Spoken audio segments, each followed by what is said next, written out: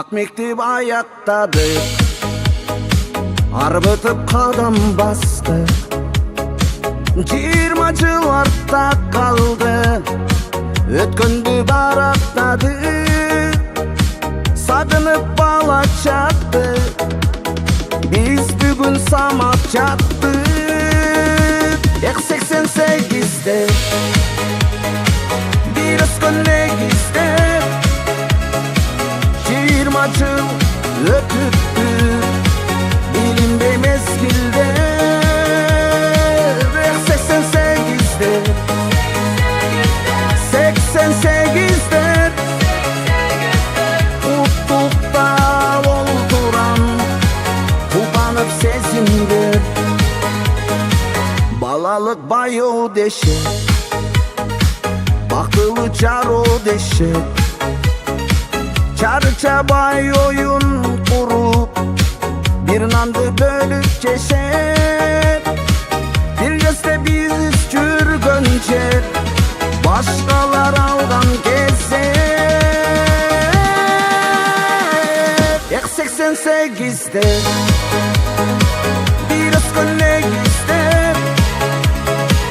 20 jıl ötüptü, bilinbey mezgilde. 88'de 88'de Utukta olduran Kullanıp sezindir.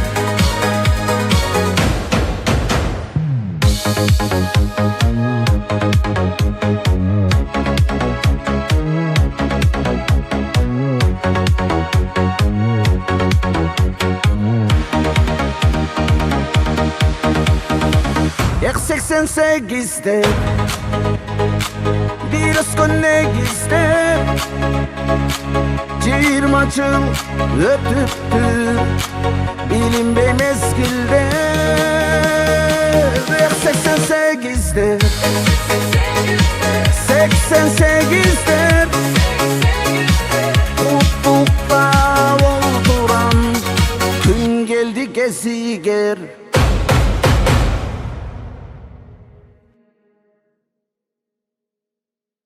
Жыйырма жылдык биз үчүн өзгөчө майрам, себеби баарыбыз курсак болуп сагынып келген, окуп кеткен мектебибиз бул.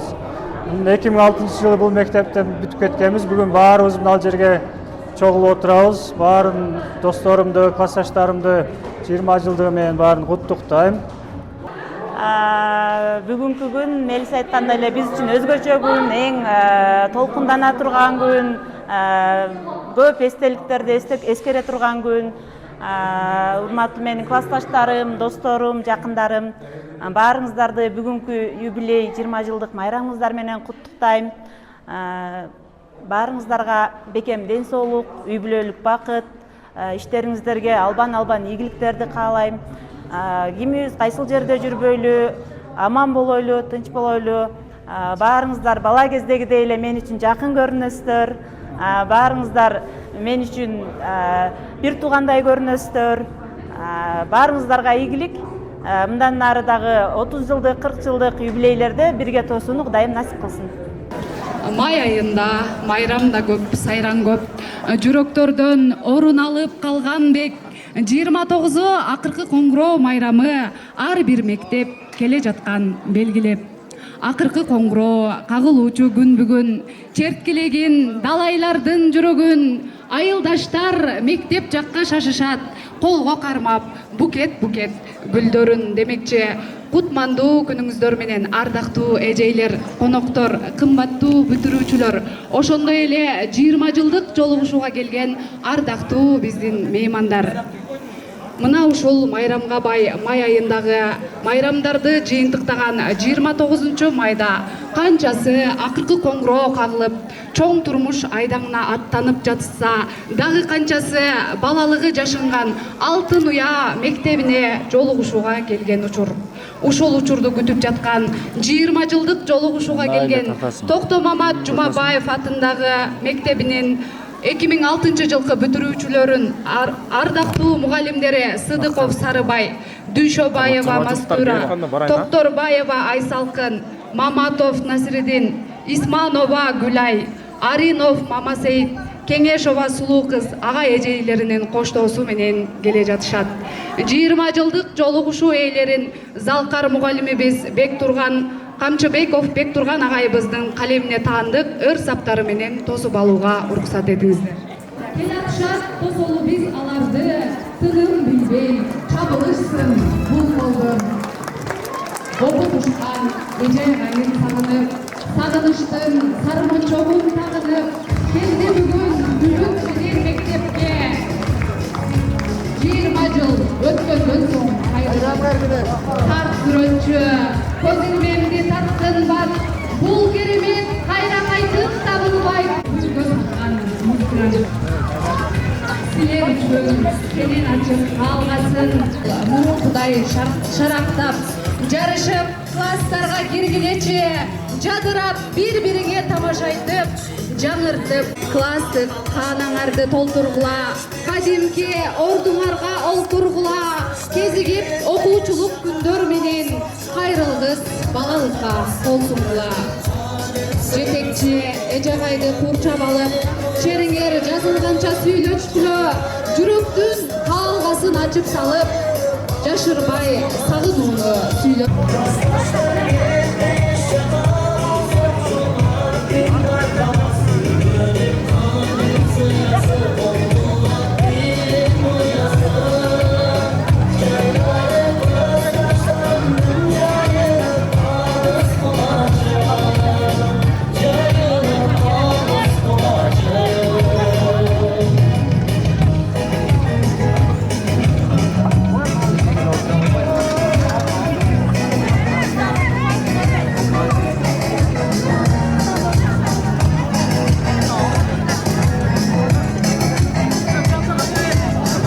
Жолдош кубалашып жайдары, кайгы капа бүткүл сүрүп четканы, улан мырза жигит болуп жетилип, чыгат азыр 9 класстын балдары. Өзүңөргө бул жашоонун жыргалы, эх курбулар суктандырдың кыйланы, бажырайып шуру сымал тизилген, чыгат азыр 9 класстын кыздары. Башталгыч класс жетекчилери Жакыпова Зирегүл эжекебиз жана 9 класстын башталгыч класс жетекчиси энем, жана ошондой эле 9 класстын класс жетекчиси Кешебаева Гүлмейиз эжеке, Сыдыкова Жанар эжекелери менен 9 класстарды тосолобуз.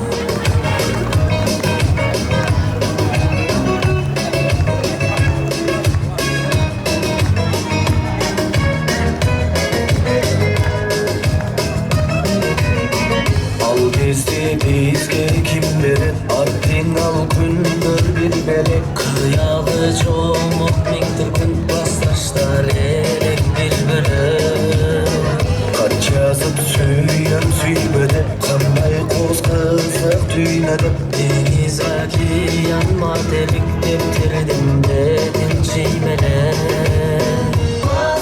Dost kurbular, klasstaşlar bir gözkön, Күлгүн курак, күмүш кезди бүрдөткөн, мезгил өттү, кетти сиздин балалык, учкун өңгү, бир жыл бир өткөн, учкул кыял, татынакай сезимдер, кандай сонун, окуучулук мезгилдер, өмүрүмдүн эң бир сонун күндөрү өтүп жатат, алдымда сизге. Курдоштун атымына жетеленип, кыядан учар абайла ар күнүңө кадар ташта, үйлөнгөн чынатыма кубак берет.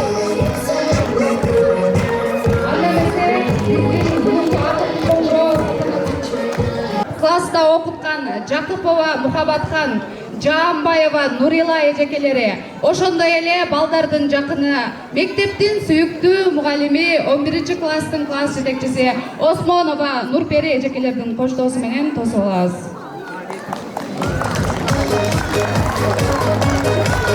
Акыркы коңгуроо салтанатын ачуу үчүн жана куттуктоо үчүн сөздү номер 15-чи Токтомамат Жумабаев атындагы жалпы билим берүү мектеби мекемесинин директору Адыкова Назгүл Бердимаматовнага сөз беребиз.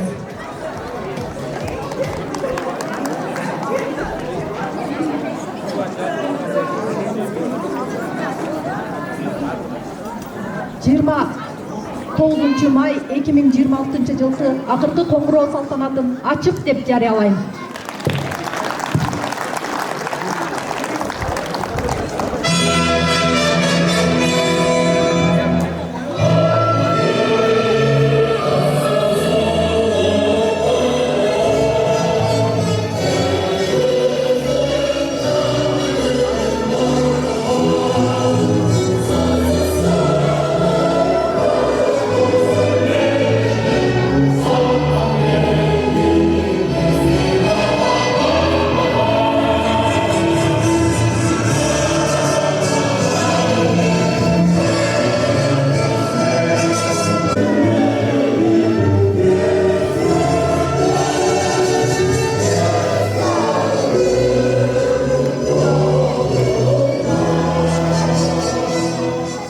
Саламатсыздарбы, урматтуу ата-энелер, урматтуу коноктор, кесиптештер жана бүтүрүүчүлөр.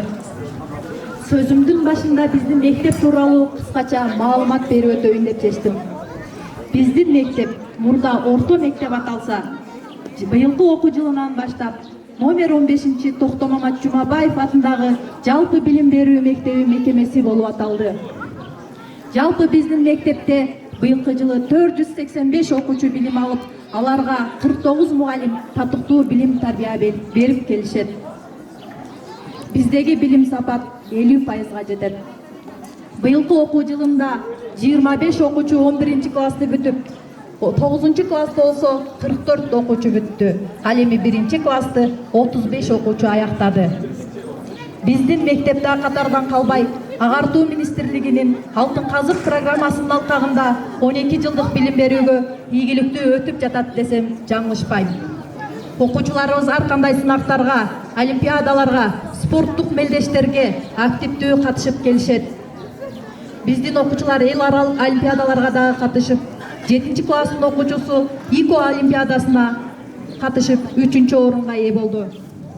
Ошондой эле биздин окуучуларыбыз президенттик Акылман лицейи уюштурган кабыл алуу лицейине катышып, сынагына катышып, алдыңкы 3 окуучубуз буюрса президенттик Акылман лицейинин окуучусу болгон жатышат. Мына бүгүн арадан 20 жыл өтүп, турмуштун ар кыл жолун басып, кайрадан Алтын Уя мектебиңиздерге келип отурасыздар. Сагынып, эңсеп келген мектебиңиздерге кош келиңиздер демекчимин. Ар бириңиздердин үйүңүздөргө береке болсун, элибиз аман, жерибиз тынч болсун. Майрамыңыздар менен. Сөз номер 15 Токтомамат Жумабаев атындагы жалпы билим берүү мектеби мекемесинин кесиптик бирлигинин төрагасы Үчтөбө Алай айылдык кеңешинин депутаты Жолдошбаев Марат Сагынбаевичке берилет.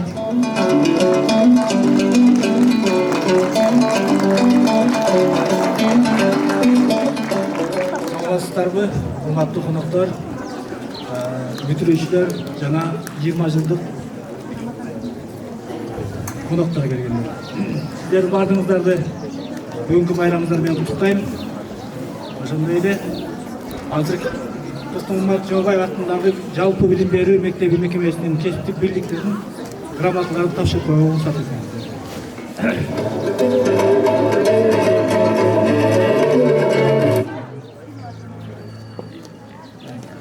Өз ишине берилгендиги окуучуларга сапаттуу билим жана татыктуу тарбия берүүдөгү зор салым үчүн Касымбай кызы Сезимкүл сыйланат.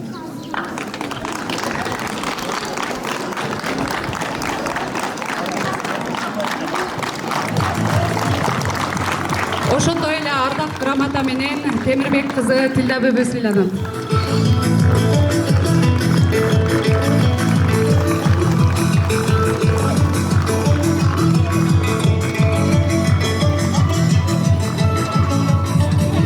Ошондой эле ардак грамота менен Планшаева Гүлназ Рахманбердиевна сыйланат.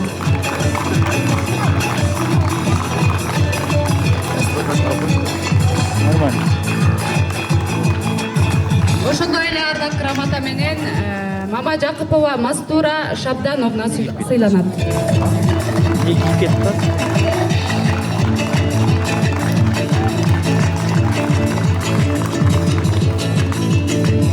Ошондой эле ардак грамота Нурботова Зейнегүл Матаевна сыйланат.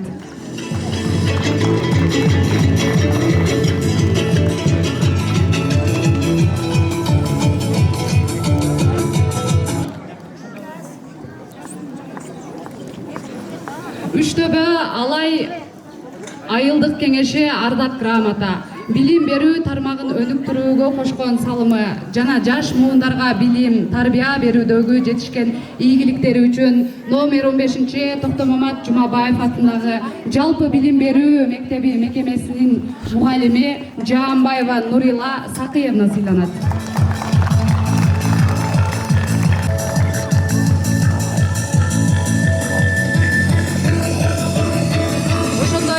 Грамота менен Сарыкова Айзат сыйланат.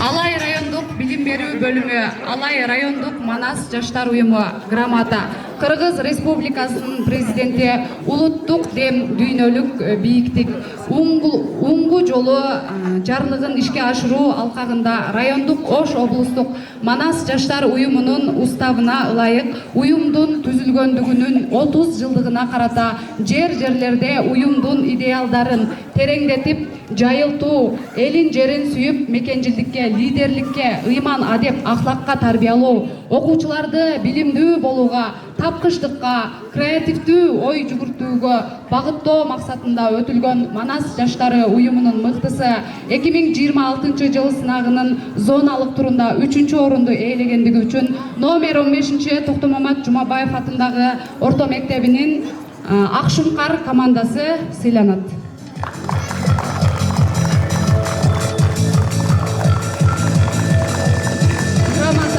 Улуттук музыка тарарды окутуп тарбиялоодогу үзүрлүү талыкпаган эмгеги, кесипкөйлүгү үчүн китепканачы Курманалиева Алмагүл Базарбаевнага сыйланат.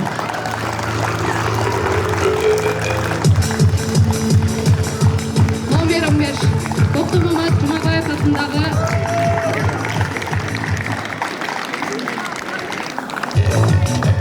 ошондой эле ардак грамота менен Балыева Нургүл Шамратовна сыйланат.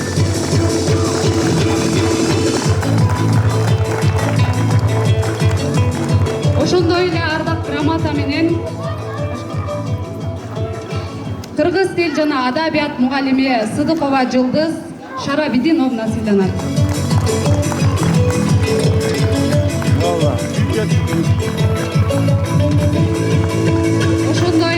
Грамота менен дене тарбия мугалими Турсунбай кызы Уулжанай сыйланат.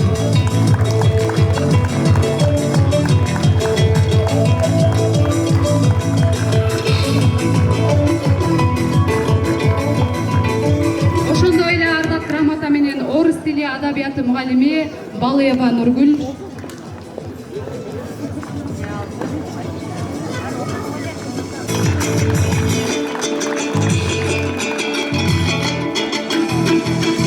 ошондой эле ардак грамота менен 9-Б класстын окуучусу Токтомаматова Айбике Доолатбековна сыйланат.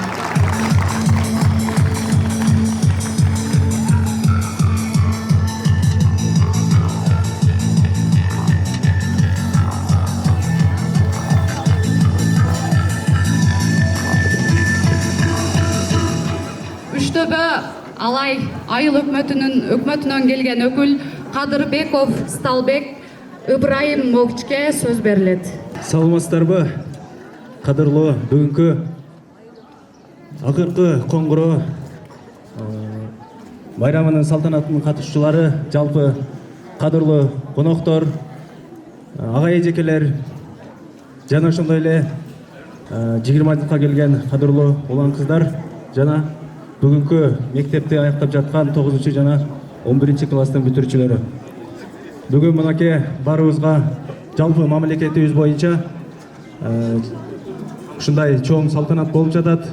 Андыктан ушул күндө бизге жылда адатка айланып калган мына 20 жылдык биздин улан кыздарыбыз, агаларыбыз келип отурушат. Дагы салтка айланып биз бүтүрүүчүлөрдү уядан узатып жатабыз мына 11 класстарды. Андан сырткары ак босогосу мектептин ак босогосун аттап бизге мына 1 класстар келип келе жатышат демекчибиз.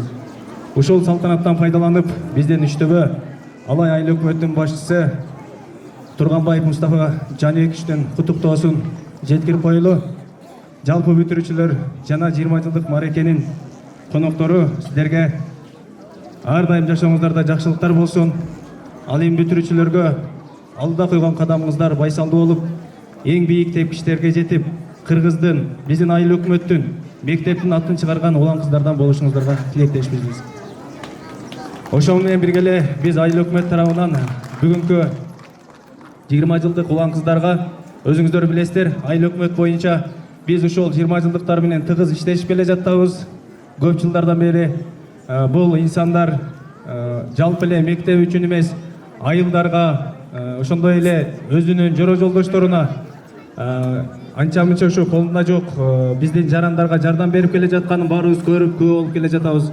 Андыктан ушул бүгүнкү 20 жылдыкка келген жалпы улан кыздарга айыл өкмөт тарабынан ыраазычылык баракчаны тапшырып койгонго уруксат этсеңиздер. Урматтуу 1988 жылы туулган Кичи Каракол айылынын жана жалпы ушул Жумабаев мектебинен бүтүп кеткен бүтүрүүчүлөр, мектепти аяктап турмуш жолуна аттагандан бери өзүңүздөр туулуп өскөн айылдын социалдык экономикалык өнүгүшүнө кошуп жаткан баалуу салымыңыздар көрсөткөн жигердүү дөөнөрчүлүк колдооңуздар жана мекенчилдик сезимиңиздер үчүн айыл өкмөтүнүн атынан терең ыраазычылык билдиребиз. Башчы Турганбаев Мустафа Жанекич, келсеңиздер. Ыраазычылык баракчаны тапшырып коелу.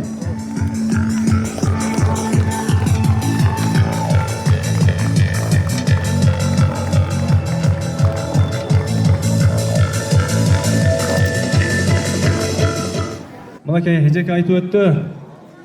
Мектеп мекемеси болуп жаңыдан аталып тургандыктан ушул айыл өкмөттөгү бардык биздин мектептерге бирден мугалимге атайын айыл өкмөтүнүн ардак грамота даярдаганбыз.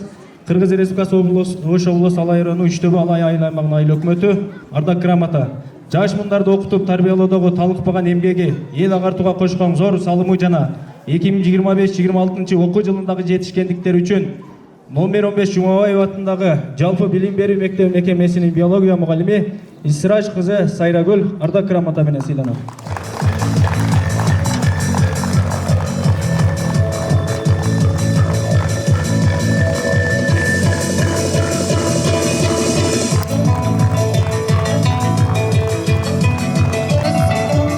Жумабаев агайыбыздын үй бүлөсү Жумабаева Тасылкан эжекебизге сөз берилет. Урматтуу биздин ушул мектептин бүтүрүүчүлөрү бүгүнкү салтанаттын негизги күнөөкөрлөрү деп коебуз да. Айылдагы биздин эжелер, сиңдилер, туугандар, анан Мотайга мына 1 класстын балдары 20 жылдыкка келген биздин инилер, сиңдилер, куттуу майрамыңыздар менен. Акыркы коңгуроо бул кээ бирөөнү жакшы жолду ачат, кээ бирөөнү жаңы мындай мектептеги бир жаңы ачылыштарды берет. 20 жыл кайсы бир деңгээлде бир жетишкендикке ээ болдуңар, кайсы бир белгиленген максатыңар бар дагы алдыда. Ошого жетиш үчүн да Кудайым күч кубат бере берсин. Мондай акыркы коңгуроо тушоо кесүү бирөөлөргө ашууда отчет берип, мына 20 жылдык, 30 жылдык дегенде дагы да алдыда көп максаттарды коюп жашай бергенге убакыт кетет деген сөз. Азыр илим бар да, андрогогика деген. Бул чоң адамдардын окуусу, башкача айтканда өмүр бою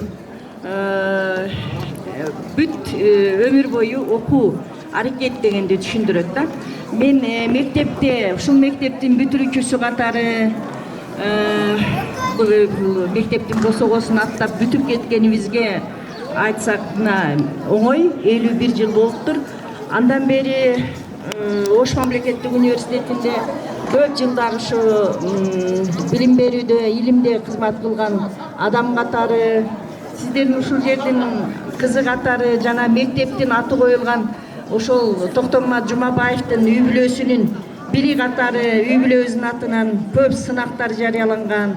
сиздерге ошол белектерди тапшыруу үчүн мага ушундай чоң үй бүлөдөн чоң бир мындай вазифа берилет. Ошолорду азыр сиздер жыйынтыктын баарын өзүңүздөр чыгардыңыздар, тапшырып коюуга уруксат этесиздер. Мектептин ошол ким кандай конкурста ээ болду, ошону окуп берсеңиздер, анан мен тапшыра берем. Саламатсыздарбы, урматтуу коноктор жана бүтүрүүчүлөр, баарыңыздарды бүгүнкү байрамыңыздар менен куттуктайм. Биздин мектептин атын алып жүргөн Токтомамат Жумабаев агайыбыздын үй бүлөсү тарабынан 50 000 фондко коюп, бизге атайын сынак жарыялады эле. Ошол сынакты жеңүүчүлөрүн аныктап койсок, Токтомамат Жумабаевдин өмүр жолу боюнча видео сынагы секциялык усулдук бирикмелер арасында 1-орунду алгандыгы үчүн башталгыч класс секциясы 20 000 сом жана агайдын автордук китеби менен сыйланат.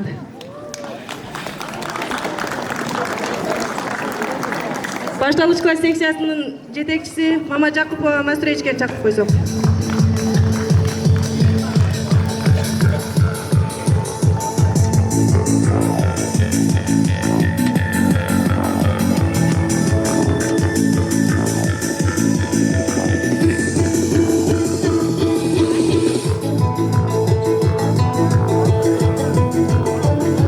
Жана ошондой эле агайдын өмүр жолу боюнча тарбиялык саат сынагы жарыяланды эле.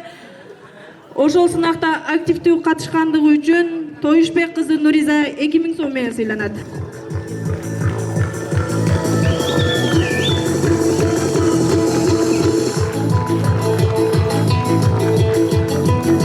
Ушундай эле аталыштагы сыйлык менен Кубатова Зайнагүл эжеке сыйланат.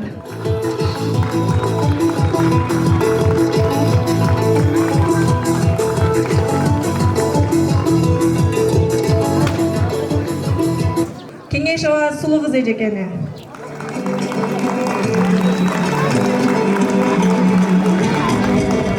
Кеңешова Сулуу кыз эжеке келип койсоңуз. Ушундай эле аталыштагы стипендия сыйлык менен Темирбаева Майрам эжеке сыйланат.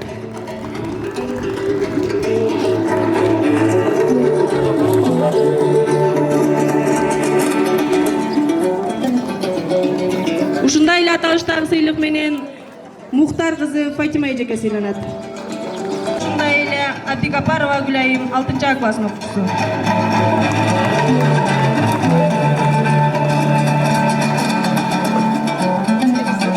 Мындан аркыдагы жылдарда ушундай сынактар уланта бермекчи, мыкты окуучуларга, мыкты агайларга жана мыкты ошондой эссе баяндамалар конкурсу жылына боло турган болот.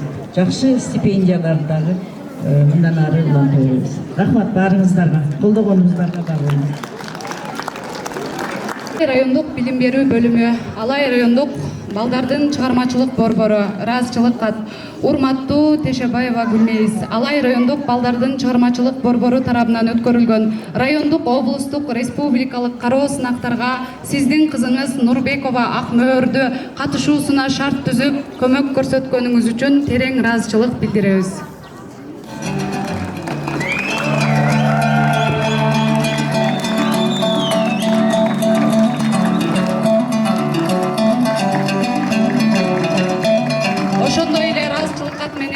Ашпаева Саадат эженин кызы Баева Айбике.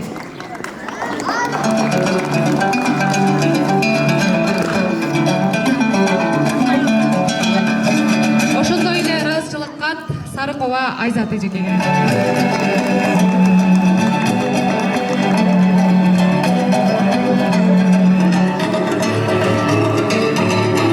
Ошондой эле ыраазычылык кат Мамашова Каныгүл эжекеге.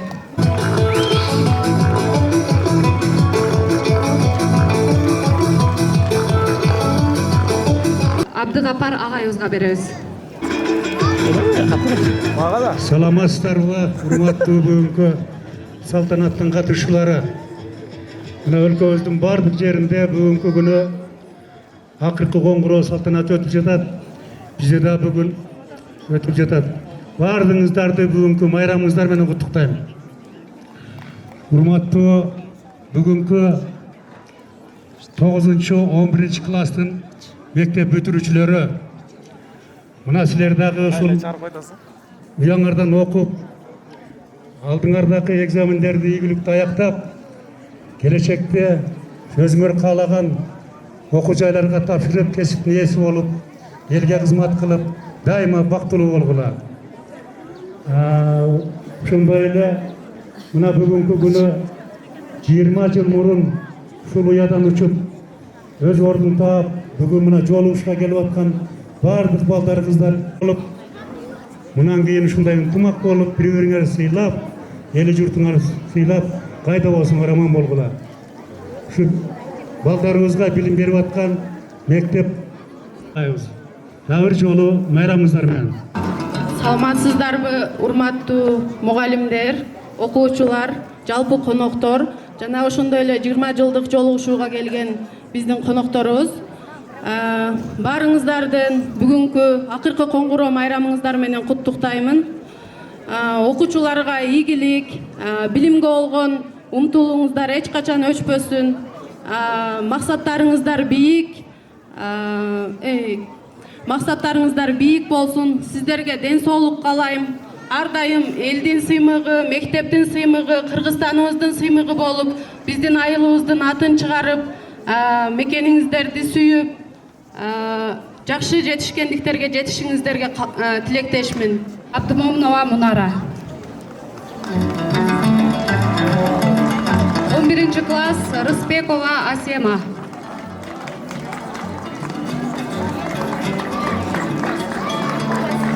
11 класс, Адамбаева Чачкей.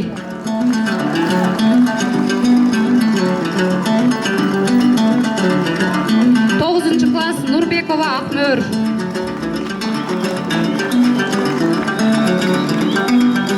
9 класс, Токтомаматова Айбике. 9 класс, Талайбекова Сезимай. 5 Б класс, Абдымомунова Айзада Токтоболотовна.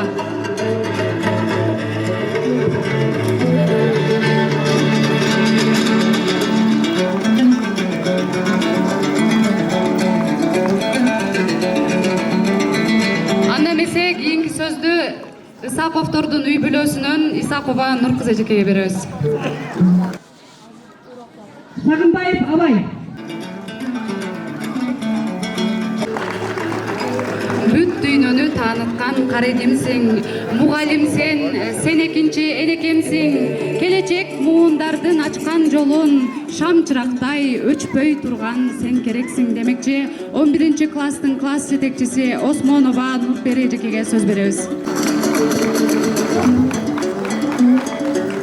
Урматтуу ата-энелер, кадырлуу 20 жылдыктар, мектеп мугалимдери, менин сүйүктүү балдарым.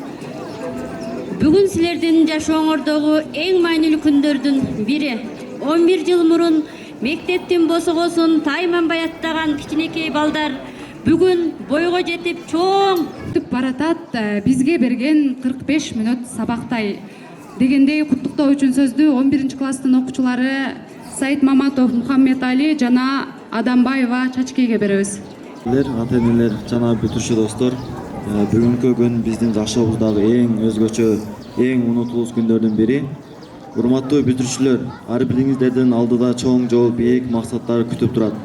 Кайсы кесипти танлабайлы, адамгерчиликти, мекенге болгон сүйүүнү жана мектептен алган тарбиябызды жоготпойлу. Бизге билим берип, талыкпай эмгектенген мугалимдерге терең ыраазычылык билдиребиз.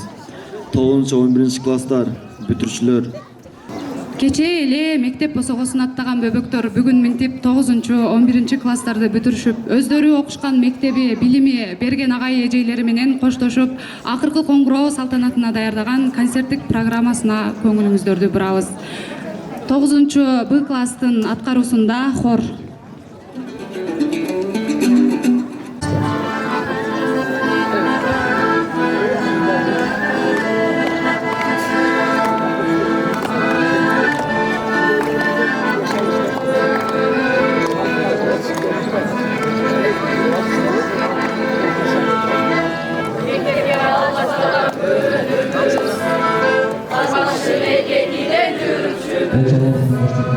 Ali veretin açtık, okurduk damla tanık.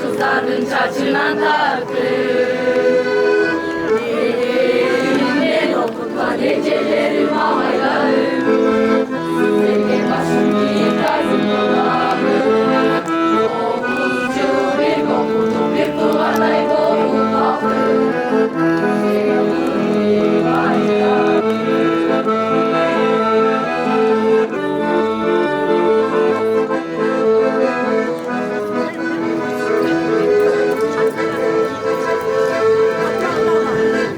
Antep'in mekteğimde sağınmay, esimde hoş oluşur son kumay, kolumda kızıl güldür.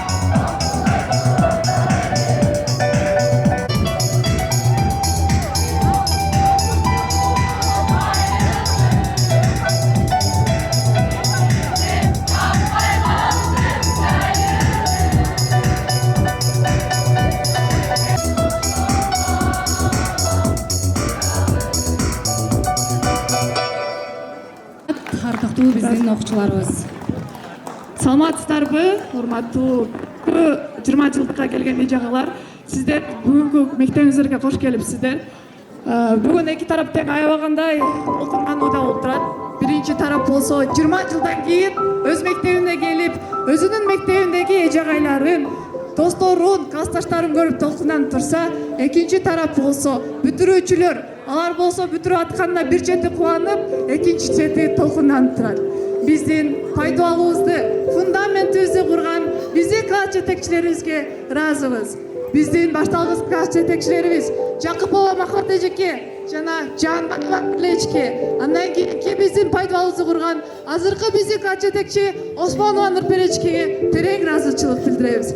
Жана ошондой эле бүгүнкү биздин эң акыркы коштошуубуз боюнча биздин эң акыркы белегибизди сиздерге суналы деп турабыз. Андан эмесе биздин директорубуз Адыкова Назгүл эжеке, сизди дагы того чакырабыз. Биздин мелектер Жакыпова Махмат эжеке, Нурле эжеке, Осмонова Нурпер эжеке, сиздер биздин мелегибизди кабыл алып койгуңуздар. Бул биздин акыркы эмес, бирок биринчи эң белгилүү белегибиз сиздер үчүн. Чоң рахмат. Бул коңгуроо эң акыркы коңгуроо. Жыл айланса сага кайра кагылбайт. Бул коңгуроо келечекке чакырык. Максаттуу бол, максаты бар жаңылбайт.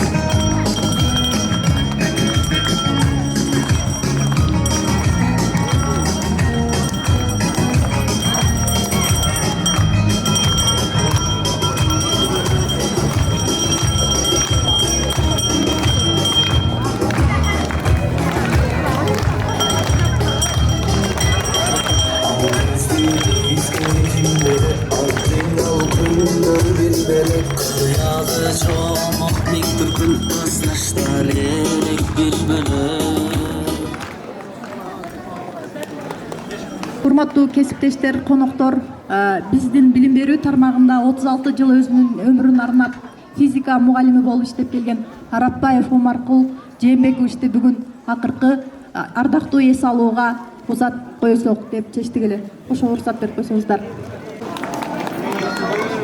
Кабыл алып коебуз. Ден соолук каалайбыз агай, өмүрүңүз узун болсун. Мындан да аркы жашооңузду өзүңүз үчүн жашап, балдарыңыздын күнү күчүн көрүп, бактылуу карлыктын доорун сүрүңүз. Сизге рахмат. Окуучуларыбыздын атынан, коллективдин атынан, жалпы элдин атынан рахмат айтабыз.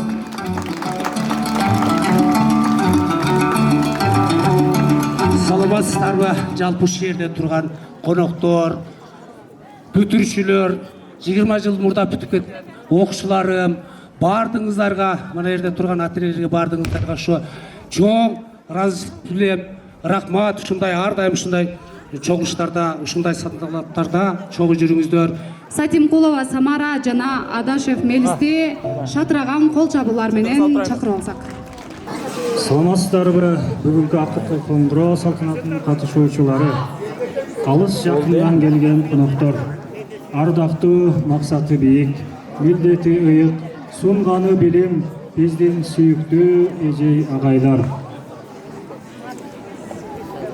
Саламатсыздарбы, куттуу жерди жердеген кадырлуу калкым. Амансыздарбы, сүйүктүү ата-энелер. Бейликенен жүрөгү таза бир туугандар. Асылдан кымбат курбуларым, классташтарым. Чоң турмушка кадам таштап жаткан бүтүрүүчүлөр, мектеп окуучулары.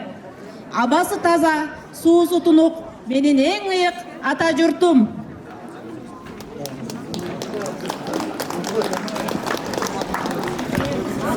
Салам айтам алтын уян мектебим, бала чагым сенде калган билемин, парта, доска, коңгуроонун үндөрү, эжей агай рахмат айтып кетемин. Турчу элек бирдей болуп катарлаш, сен окусаң, мен да окуйм деп атаандаш, 10 жыл бою бир туугандай чоңойдук, амансыңбы, тагдыр кошкон классташ.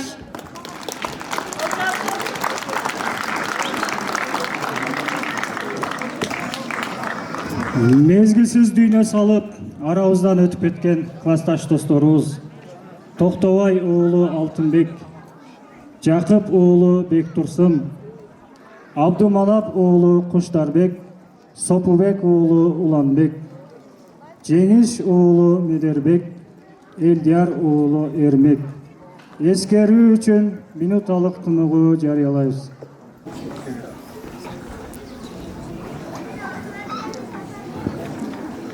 Рахмат барыңыздарга. Урматтуу билимкени болгон сүйүктүү эжей агайларыбыз, биздин бүгүнкү турушубуз, жетишкен ийгиликтерибиз, а тамгасын таанытып, колго калем карматкан сиздердин эмгегиңиздер.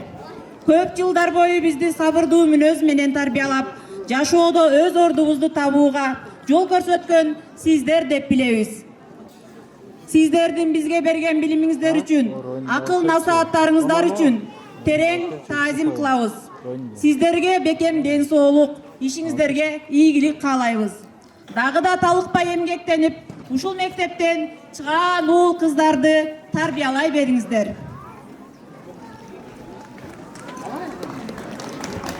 Бүгүнкү күн биз үчүн эсте калаарлык күндөрдүн бири болуп калмакчы. Мына бүгүн мектептин босогосун аттап, тамга таанып, билим алып, ушул жерден талпынып, учуп кеткенибизге 20 жылдын жүзү болуптур. Бүгүнкү күн биз үчүн толкундоолорго, эскерүүлөргө, жолугууларга бай болмокчу. Мугалим жаркын өмүр эң бир кымбат, адамга ак жол тилейт, чебер кылат.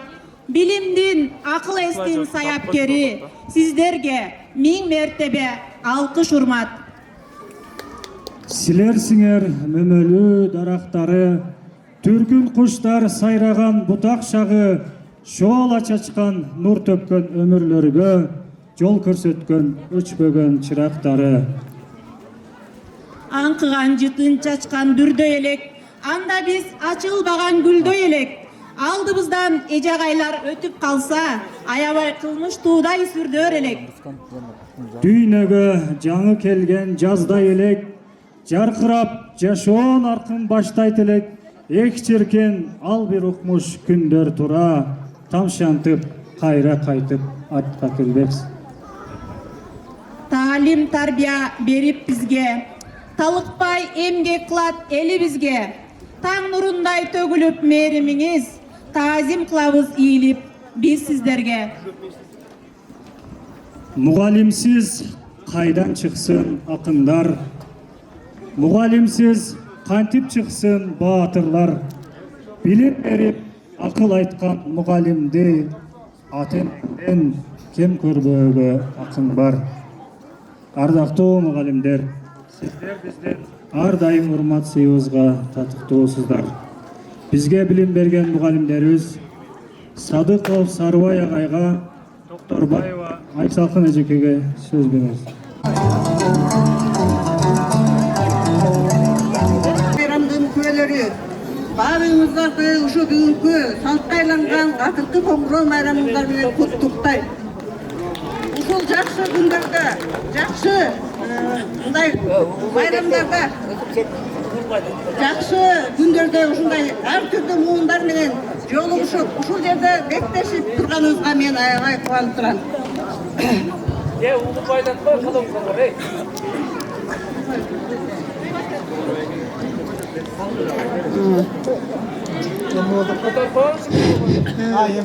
Урматтуу ата-энелер, сиздер болбосоңор бул жерге бул балдар каяктан келмек. Биз каяктан мугалим болмокпуз.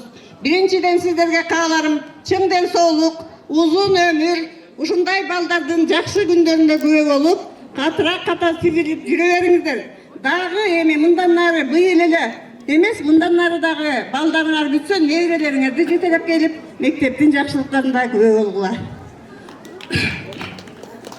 Андан кийин менин ушул жерде канча болсо дагы кесиптештерим, агай эжекелер, сиздер менен көп болсо дагы, аз болсо дагы мугалим болуп иштештик. Силерге кааларым чың ден соолук, узун өмүр, чексиз бакыт, дагы ушул мектепте ушул акчалуу балдарды жакшы тарбиялап, келечекке керектүү уул кыздарды талыкпай тарбиялай бергиле. Мен ошого каалап кетем. Андан кийин менин класста окуткан классым 20 жылдыкка келип отурасыңар. Силер менин балдарымсыңар, кыздарымсыңар. Мен силерге ушинтип жолукканыма аябай кубанып, толкунданып турам. Силер арканкы катарда чоң болуп отургандар менен менин көзүмө алдымдакы отурган 1-класстардай элестетип отурам мен силерди. Менин силерге кааларым чың ден соолук, узун өмүр, ушу бала чакаңар менен бактылуу үй бүлөлөрдөн болгула. Кимиң иштесеңер ишиңер алга жылсын, дайыма элдин кызматына жараган уул кыздардан болуп жүрө бергиле балдарым. Силерге дайым ак жол. Ошондой эле мына жерде бүтүп аткан 9 жана 11 класстын окуучулары, силерге байсалдуу жол балдарым. Ар бириң ойлогон ой максатыңарга жетип, келечекте бир кесиптин ээси болуп, ушу элиңерге керегине жараган уул кыздардан болушуңарга тилектешмин. Дайыма ушу жакшы күндөрдө жолугушайлы, дайым жакшылыктар көп болсун ушул мектепте.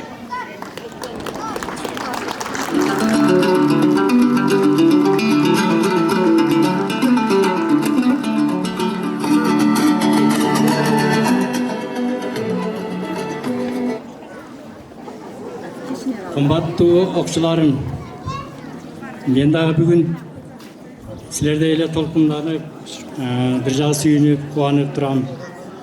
Мына маңдайыңарда турган быйылкы бүтүрүүчүлөрдөй болуп, силер дагы 20 жыл ушундай туруп, ушундай болуп мектептен узап кеттиңер. Эми ошондон бери мындай карасак, билинбей эле 20 жыл өтүп кеттир. Азыр көрүп силерди мен өзүм ошо биз берген билим, ата-энелердин насааты менен ушундай элибизге жараган адамдардан болуп калсыңар. Мен дагы сүйүнүп турам. Анан эми силерге келечекте ошо узун өмүр, бактылуу турмуш каалайм. Мааракеңер бут болсун. Силерге ийгиликтерди каалайм. Рахмат.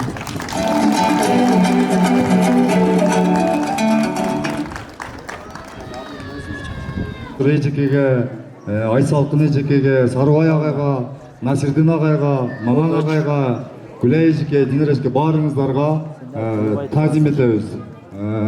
Ошону менен бирге бүтүрүүчүлөр, бүтүрүп атасыздар. Сиздерге дагы ак жол, турмуштун жакшы таңгыраган жолунда ийгиликтер коштосун. Келечекте бир жакшы өзүңүздөрдүн сүйүктүү кесибиңиздерге ээ болуңуздар. Бул убакыт деген убакыт экен.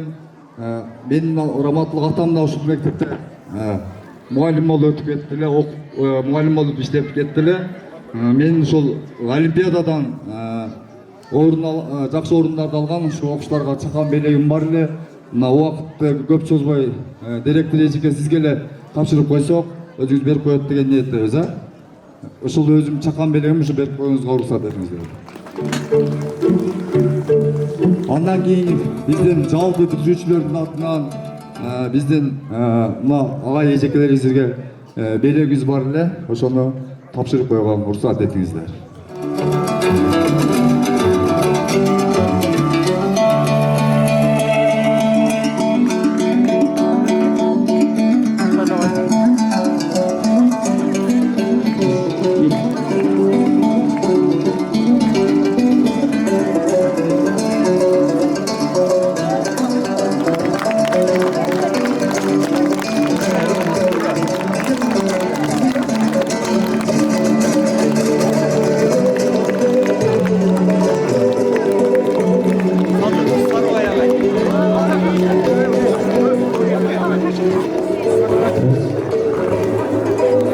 Сөздү Маматова Наргүлгө берсек, куттуктоо сөздөрү бар экен.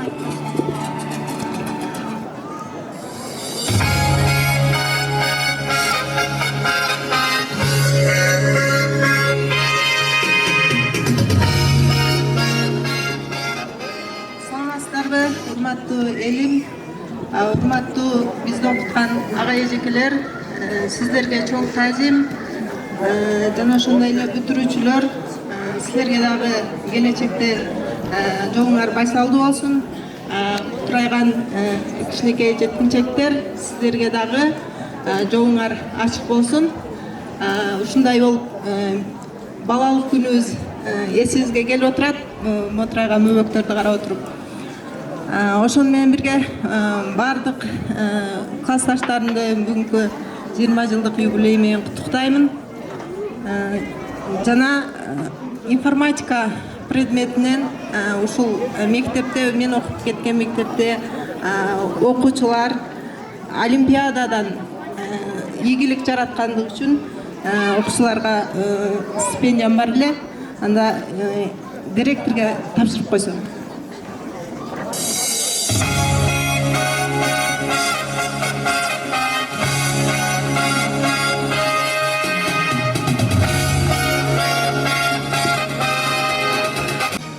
Токтомболот Жумабаев атындагы орто мектебинин 2006 жылы бүтүргөн 20 жылдык бүтүрүүчүлөрдүн атынан 100 000 сомдук сертификатты тапшырып коюуга уруксат этиңиздер.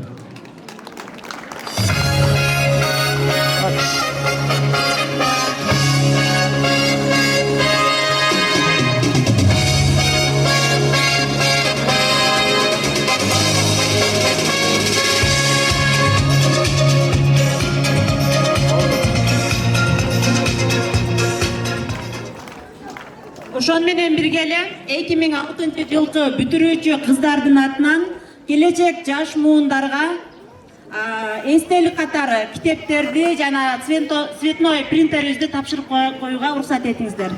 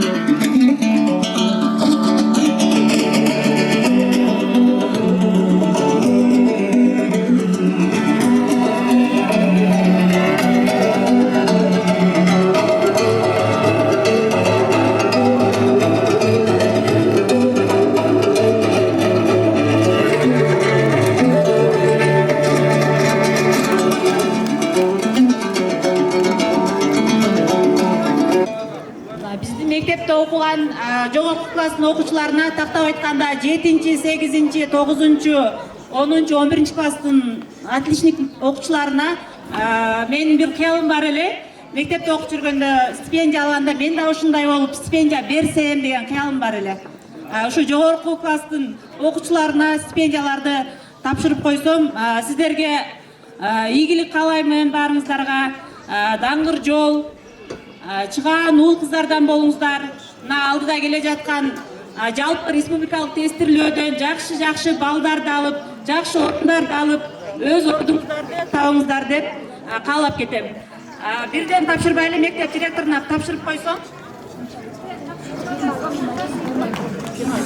Жалпы 23 окуучуга.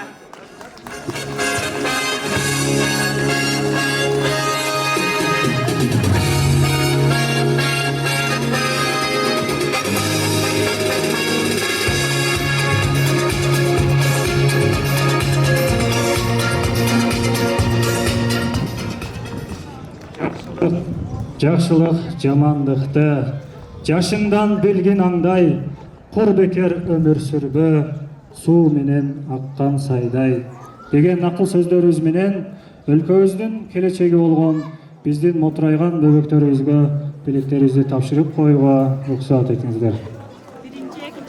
Биринчи, мына жерде отурган бөбөктөр, биринчи, экинчи класстарыбызга.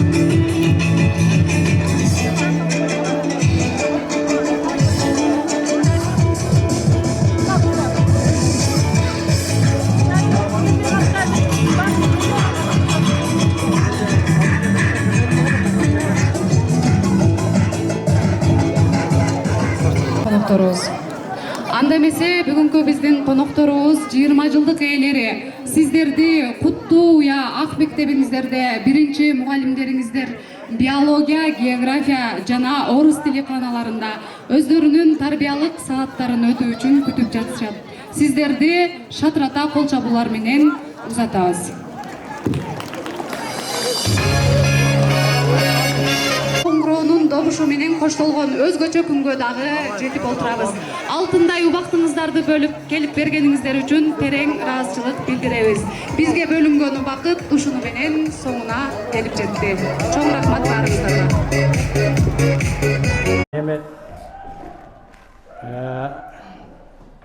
Мындай айтканда 20 жыл өтүп кетиптир. Карасаң кече эле кеткендей болот, бирок 20 жыл дагы бир кыйла убакыт экен.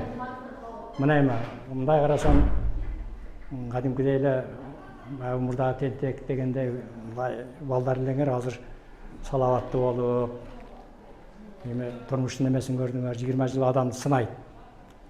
Сыналдыңар, анан карасаң чоң жигит болуп, мына кыздар да өзүнө жетишип, ушу турмуштун жолун билип калдыңар. Эми адам болуп калыптанып калыпсыңар. Жаш бала эмессиңер дегендей. Азыр ана жаңкы окуучулар быйыл бүтүп атат, олар эми учуп күйүп турат, токтой албай. Олар адам болуш үчүн дагы 20 жыл керек өздөрүндө. Силердей болуп келишет. Анан бүгүн эми мынантип чогулуп отурабыз. Бул эми Кудайдын буйругу болуп, бизди эстеп келгениңерге чоң рахмат, бардыңарга. Анан эми не дейм, дагы ийгиликтерди каалайм. Турмушта жакшы ордуңарды тапкыла, дагы да бактылуу болгула. Будан нары да. Анан эми убакыт болуп эмесе 30 жыл, 40 жылдык, 50 жылдыктарды эле белгилесеңер болот. Мына мен былтыр мурда жылы 50 жылдыгын белгиледим. Силердей болуп эле. Келип неме кылсаңар болот экен дегеним. Анан эми ол келечектеги иш. Анан эми силер дагы эле бактылуу турмуш, ийгиликтерди, өмүрүңөрдүн узун болушун каалайм. Анан Ошол эми. Ооба, чоң рахмат. Оюңар болсо сүйлөй белем. Ооба, чоң рахмат сизге. Дагы бир жолу бүгүнкү майрамыңар кут болсун. Мен ушунчалык толкунданып, сыймыктанып турам да. Эң алгачкы алган классым ошол жаңы ишке киргенде, ушул мектепке жаңы келгенде ошо 1-класс, 5-класс деп ушундай эме менен алдым эле, толкундануу менен. Азыркы ошол мезгилдеги толкундануу азыр 20 эсе көбөйүп кетти десем жаңылышпайм. Сиздердин ушунчалык баягы жетишкендиктер, сиздер жөнүндө жылуу сөздөрдү угуп, аябай мындай сыймыктанып, сүйүнүп, сүрдүгүп турам. Бардыгыңыздарга ден соолук каалайм, ийгиликтер дагы деле жарата бериңиздер. Уккан сайын баягы кулак сүйүнөт дейт, мен ушунчалык алыстан уксам дагы бардыгыңар жөнүндөгү сөздөрдү угуп, ушундай сыймыктанып, толкунданып эме кылып кетем да. Анан азыр ушу тарбиялык саат катары эме кылышыбыз керек эле, сабак өтүшүбүз керек эле. Ошону кичине мындай өзгөртүп койдук. Ар бир партада бирден суроо катылган да. Ошо суроо скоштолгон, анан суроолордун ата кеңири 2ден отурганда. Сабакка ким даяр? Мен даяр. Анда талант жооң айт. Ооба. Анда месе мага мындай суроо түшүп тур. Арадан 20 жыл өтсө да, дайыма кимди көп эстейсиң дейт. Албетте биринчиден Алланы эстейбиз, анан кийин эле ата энебиз, анан классташтарыбыз да. Анан мугалимдер, сиздерди эстейбиз биз. Ар дайым ушу сиздер ден соолук болуңуздар, берген билимиңиздер бүгүн ушинтип бизди чаркыратып, 20 жыл өтсө дагы жаш баладай болуп көрүп отурасыздар биздер. Биз абдан кубанычтабыз. Бизче чоң рахмат сиздерге. Ден соолук, үй бүлөлүк бакыт, ар дайым ушинтип жаш болуп жүрөрүңүздөр. Биз сиздерди абдан жакшы көрөбүз. Чоң рахмат. Кийинки суроого ким даяр? Окуучулук кезде эстен калган сабак. Мен 15 жылдан бери мугалим болуп эмгектенип келем. Ошол өткөн сабактардын баардыгы эсимде десем болот да, эми көпчүлүгү эсимде. Ошолорду пайдаланып келем азыр. Окуучуларыма баардыгына ошол кезде өткөн окуучулук кездеги эсте калган сабактарымды пайдаланып келем көпчүлүк учурда. Анан Сарыбай агай 1-класста бизди окутту эле. Анан агайымдын жаңы Алипе майрамга даярдайт го. Ошондо тамгаларды берген да. Ошол алигүнгө чейин эсимде. А тамгасы болгонмун. Анда мен айтып берейин. Алдыда турган биринчи А деген тамгамын аябай көптү үйрөнүп, айга учуу талабым деп жаттаткан. Анан биз В-класс болгондуктан азыраак окучу элек, анан 2ден тамга берсе керек, азырга чейин ошо Ф деген тамганы дагы берген. Ошону дагы айтып коеюн. Фартуктарды ütүктөп, Ферузанын үйүндө фестивалга жөнөдүк, Феруза мен сүйүнө деп. Ошол алыгы чейин эсимде. Бардыгы ушул 1-класста тамга таныткан Сарыбай агайыма таазим кылам, ыраазычылык билдирем.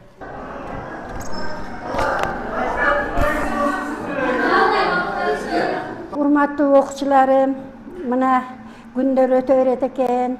Силер менин колума 31 жыл мурда келип, ата-энеңер ишенип тапшырды эле.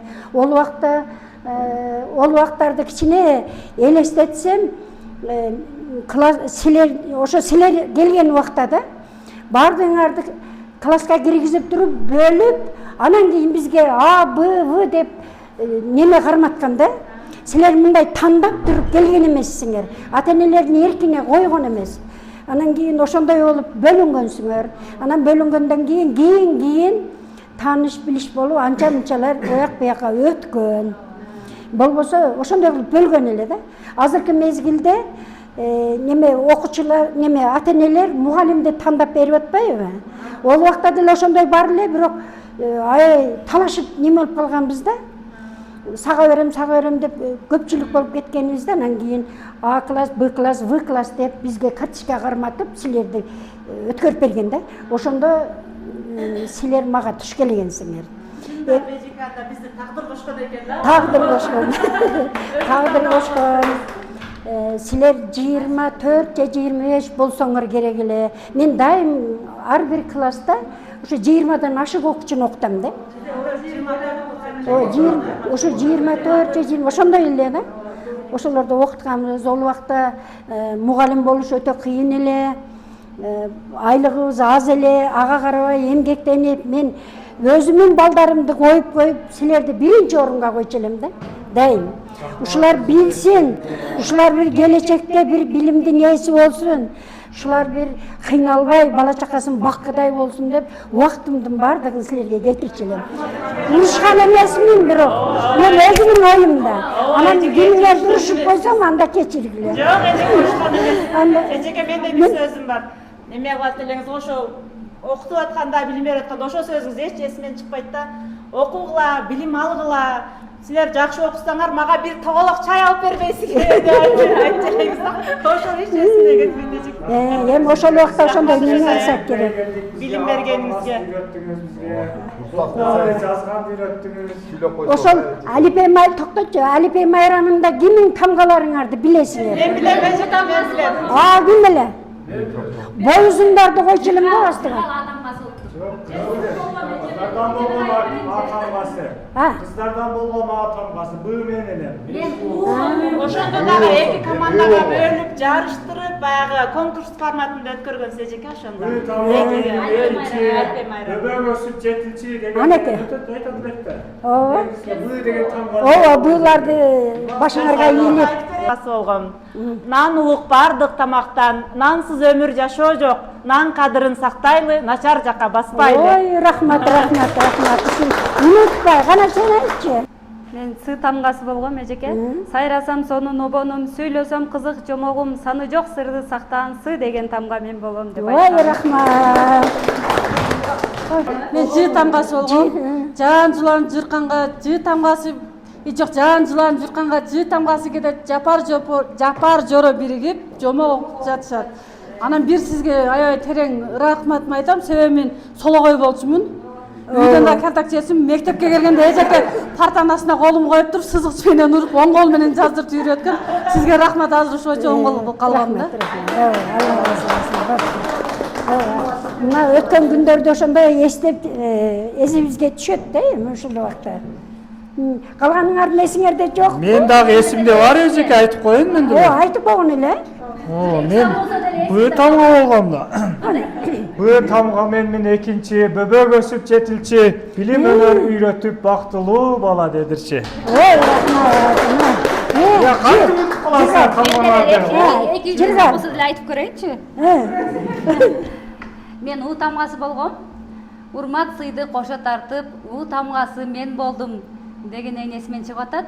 Сизге ыраазычылык билдирем эжеке. Ошо калыстык менен ошол сиздин мага берген значогуңуз алигиче эсимде. Баягы адам баласы асмандагы айдын нурун кармап минип, ааламды жалгыз билип, алтындан үйгө кирсе дагы бир адамдын алдынан жалгыз өтө албайт. Бул албетте сиздер. Рахмат. Өмүрүңүздөр узун болсун, ден соолугуңуздар чың болсун. Талыкпай кыргыз элинин керегине жараган мыкты инсандарды тарбиялап жүрө бериңиздер. Ыраазы болом сиздерге. Мынау убакыт экен эжеке, бизде 20 сиз айткандай 30 жыл мурун 1-класстан тарбияладыңыз, тамгаларды баарын үйрөтүп, ал кезде өзүңүз айткандай азыркыдай бала бакча жок эле. Азыр ойлоп көрөм да, ошол убакытта сиз бала бакчанын дагы ролун, анан мугалимдин дагы азыр мисалы жаш бөбөктөр бала бакчадан тамга үйрөнүп келаткан болсо, даяр келип атышат. ооба, даяр келишкен, ал сиз ошол маалда эч нерсе билбей келгенсиз. Кармаганды билбейт элек да. Баягы чоң ыраазычылык билдиребиз эжеке. Баягы Самара айткандай, силер илимдүү, билимдүү болуп, жакшы окуп чоңойсоңор эртең мен үйүмө эчтеке алып келбейсиңер деген чындыгында азыркыга чейин менин дагы эсимде. Анан дагы бир сөзүңүз бар. Бул мугалим экинчи ата-эне дейт эле. Мен мына мугалимдерди, сизди, Гүлай эжекеми, бир ошол атам апаман кийинки эле экинчи бир энем катары сыйлайм. Рахмат айткым келет. Ар дайым аман болуңуздар. Бул кээде ушу жактап алып ойлоном да көп. Сиздер бул билим эле эмес, билим менен кошо бизге ыйманды дагы кошо берген экенсиздер деп ойлойм. Себеби баягы адамдын сулуулугун, адамдын кооздугун бул канчалык билимдүү болсоң деле ыйманың болбосо баягы сулуу көрүнбөйт экен. Ошон үчүн ыйманды кошо үйрөткөнүңүздөр үчүн баарыбыз жакшы болуп ушул убакытка келип отурабыз. Аман болуңуздар эжеке, тынч болуңуздар, ден соолук. ар дайым жакшы күндөрдө пешенеңизге бар болуп жүрө бериңиздер. Анан ошол сиз айткан баягы үйүмө иштек алып келбесин дегениңизди эстеп жүрдүм эле, эч убакыт болбоду. Бүгүн бир азыраак болсо да ошо эжекелер сиздерге баягы эл арасында деле айтсам болот деп. Kendine koyuyorsun.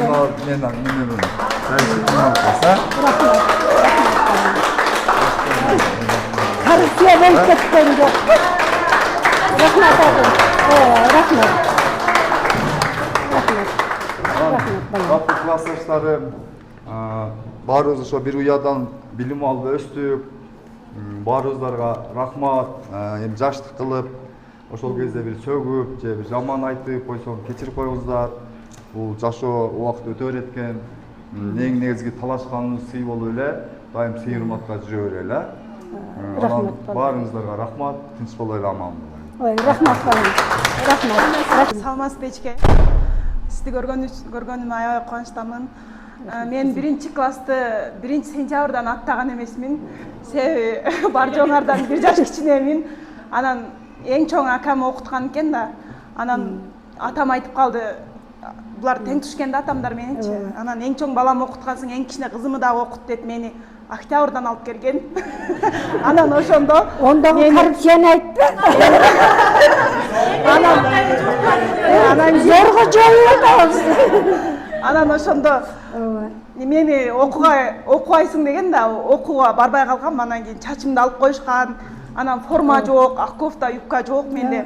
Анан аодоко бантикти тагып мына жериме коюп туруп эле анан кийин жөн эле жемпир шымды кийгизип эле анан алып келип силерге киргизип койгон. Аябай ыйлагым келет. Чыгып кетким келет. Ошондон кийин силер менен чогуу окуп калганмын. Классташтарым анан кийин эле активный болуп баары жоңорго ырдап берип өзүнө тане койдум.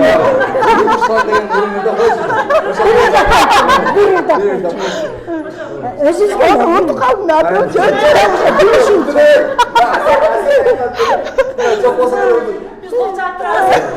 Бурулуштан карасам, бугунун башы көрүнөт. Мен эжекемди сагынсам, мончоктоп жашым төгүлөт. Мойнума мончок сагынам, эжекемди кыйын сагынам. Жооп бер десе жооп бербей, эжекеме кыйын тарынам. Ой, рахмат. Мына күйөөгө рахмат, мына көрдүңөрбү? О, мурунку өзүңөрдүн жаштыгыңардын баардыгын эсиңерге салып атасыңар. Бул дагы аябай жакшы да, балдарым. Мындай жолугушууга келгенде ошо күндөрдүн баары эске түшөт. Ой, азаматсыңар, бардыңар. Биздин класста ошол убакта кеминде 5 отличник, бир 7-8 ударник болуп бүткөнсүңөр. Багы мугалим өзүм мен силерди окутпасам дагы, баары бир мугалимдин көзү ошол өзү окуткан окуучуларда болот экен. Сен ушулерден бүтүп кеткиче мен силерди тиктеп жүрчү элем. Мына мугалим болуп атасыңар, эми көрүнүп атат да. Билинип атат да. Бул кандай окуду экен, бул кантип атат экен, тартип бузбадыбы экен, баары бир эжекенин немесинде болот, көңүлүндө. Сен башыңан өтүп атабы? Ол өзүң окуткан окуучу, ар бир окуучу өзүңүн элесиңде бар да. Анан атыңарды унутуп калабыз мындай жаш өткөндө. Чындыгында көбүнүн атын унутуп калдым. Эми көп сүйлөшпөгөндүкү да унутуп калдым. Бирок жүрөгүмдө бардыңар, көз карашыңарда эсимдесиңер. Каерде болсоңар да тынч бол.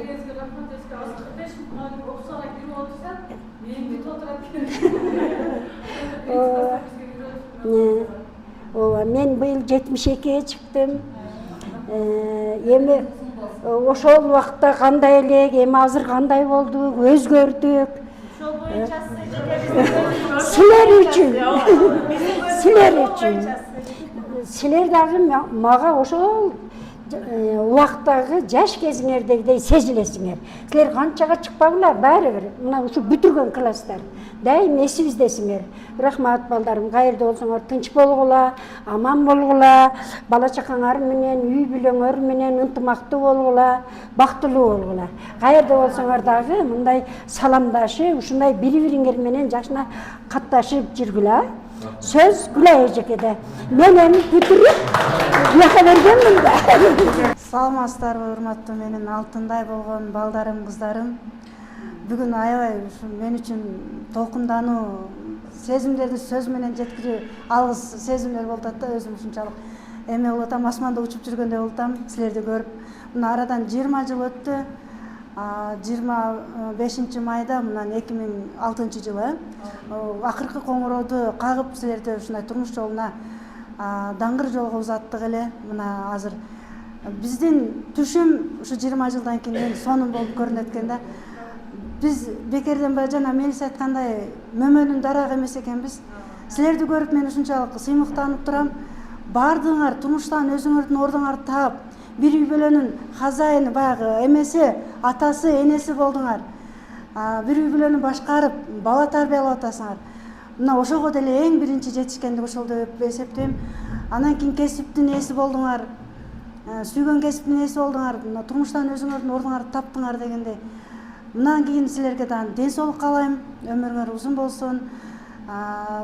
Жанагы эже агайлар айткандай дагы 30 жылдык, 40 жылдык жолугушууларга жолукканга насип этсин бизди дагы. Ошол күндөргө, жакшылык күндөргө жетели.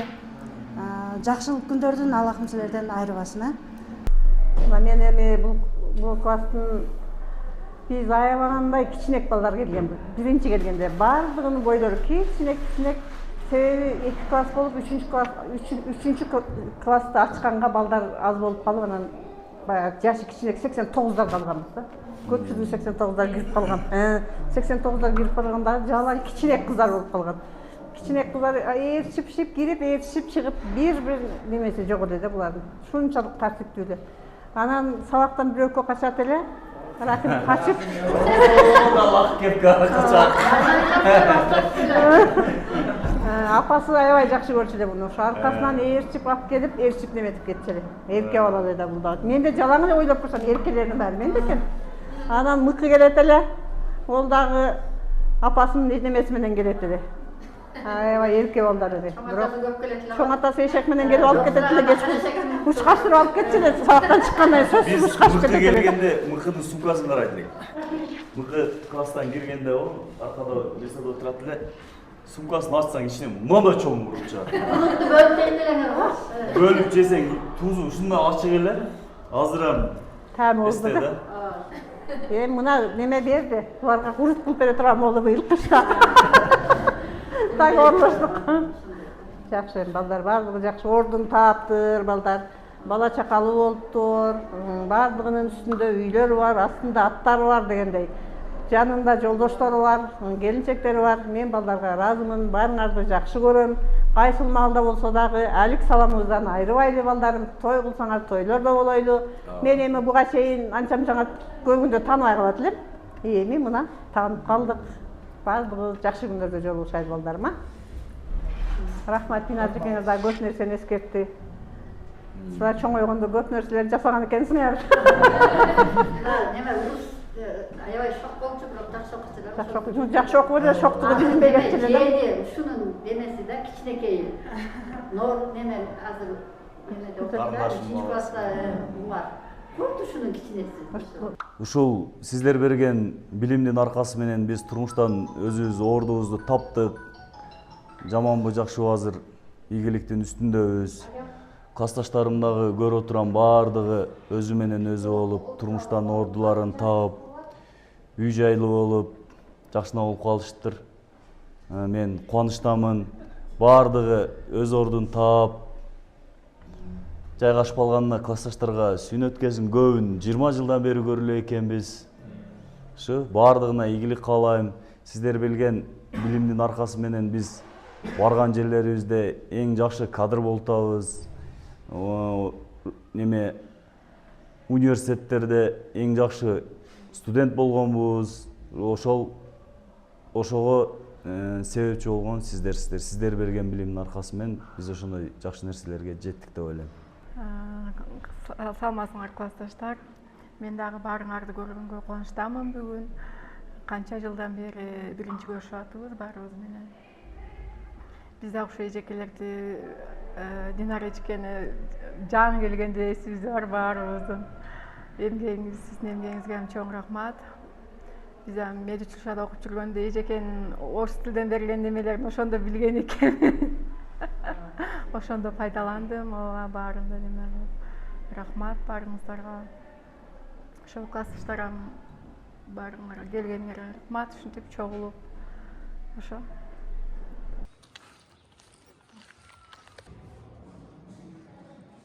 Çırak. Akırı. Kormenen bir koyuyor mu lan?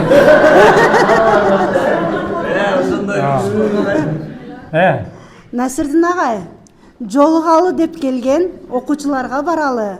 Мааракеге чогултуп, кубанып тосуп алалы.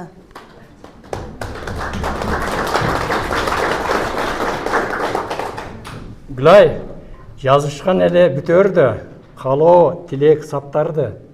Окуйлу эми баарыбыз окула элек каттарды.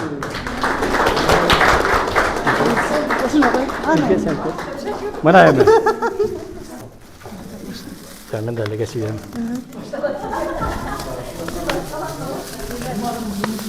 О, кыйнакат бар экен. Мына. Эми 20 жылдык таза архив да. Эми Оозун мен супер клеймен өтүп койдум эле эми. Неметпет өзүмдү ачып ийбейин, ого жетпей деп клейлеп анан неме кылып койдум эле. Анан кесип таштайын эми. О. Бизге да аябай кызыктуу. Аттары жазылган бекен деп атам. Жазып бекен атыбызды. Эми ошону азыр карайбыз буюрса. Капкагына да жазып койгон экен мында. Капкагына 26-25 май деген мына. Мына 20 жыл мурунку тарых 2026 жыл 25 Сен да окуй берчи мен. Мен ачким ала келип жатырмын, мына аты жок экен. Мектеп түшүп атканыбызда классташтар топтолуп кат жазып таштаган экен элек. Şunu ağaya okup veriyordu. Kollarını vereyim mi? Kollarını vereriz. Kımbat. Eceke sekretli nerseleri oturmasın. Ja için okuyan ben altında. Aslanlık eken, aslan. Ha mına Melis. Atıldayev aslan. Melis деген мынандай кылып сүрөт тартып алып жазган экен. Melis. Birden çıkıp algıla. Eceke birden tarqatıp. О. Шоқтан бол. Тынчырап отыр бери аласыңар. Мындай тартип менен иш кылайлы. Мына Самар экен. Биз окуйлакпыз, ошо атыңарды окуйлу бере коебуз. Панчер ким кирет? Мырзаева Элиза. Жок.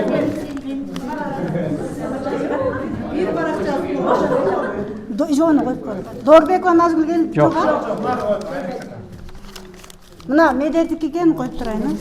Чекаллап орап атып неме кылып тур мына. Самара Сүйүмкан дейт. Самара Сүйүмкан. Өкөңөр бир жазган окшойсуңар, а?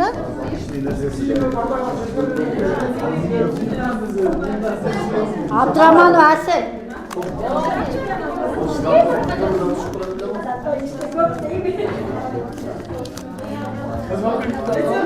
Ырыскан барбы? Гүлназык экен бияка койдум. Мына Гүлай эжен кекен. Ай? Мен жазбымбы? Усманова Гүлай. Өкөздөр жазганбыз да. Романга жаздыра бир неме жык. Бирбекчил экен. Жазмын эсимде жок ошо. Айланан 3 бурчтук кая? 20 жыл мурдагы кат. Наргүл экен бул. Наргүл. Наргүл агайга көрсөк да. Эркинбек. Niyazım. Urmat. O gelmedi Niyaz. Алтынбек. Алтынбек дептир, бирок кайсы Алтынбек экенин билбейм. Фамилия жазылбаптыр. Мына кол жазманы карачы, балким. Сеники эмеспи? Онда бияка коюн, а?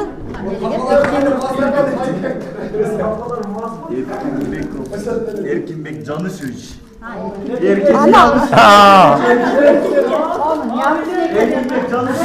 Yanlış olmuş da vakit sonra. Bunun da Erkinbek. Эме. Гүлзина деди. Мына сеники эмеспи кол жазма? Бектемиров Эркин Жанышев. Кайрат. Кайрат.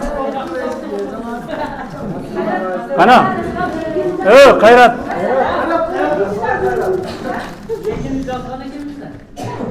Топсунчу мына эгеси. Адаш Мерис Арапаевич. Сүрөтү менен ана экен. Сүрөт менен. Ана. Жок.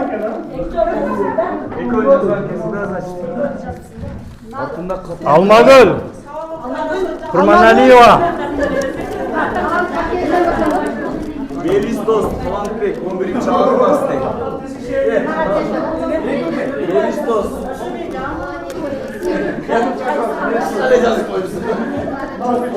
Adıl. Adıl.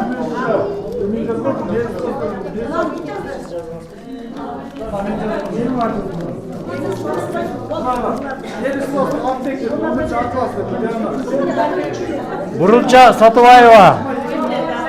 Келбеди. Талканчиева Нурзада.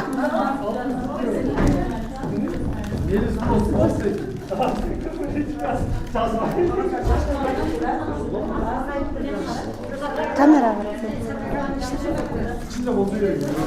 Нурзат. Как раз Агай Ежекеге жазган экен. Насирдин Агай Гүлай Ежеке деп атып. Арстанбек Дорбеков жоға? Жоқ. Неме жоқ, қыздарды қойылмас. Мына өзі менікі екен. Роман.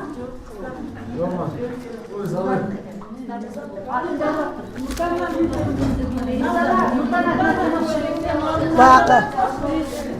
Не дейтілер? Сандықтың ішінде құтычыда тұқым ішінде ине деген. Так. Руслан.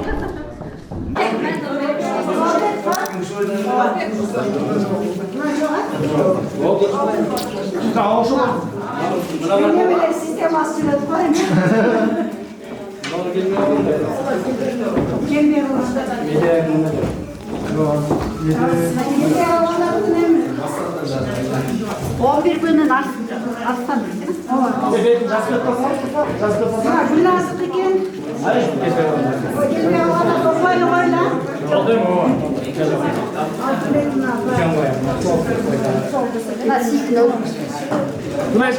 Өзіңіздер башталып беріңіздер.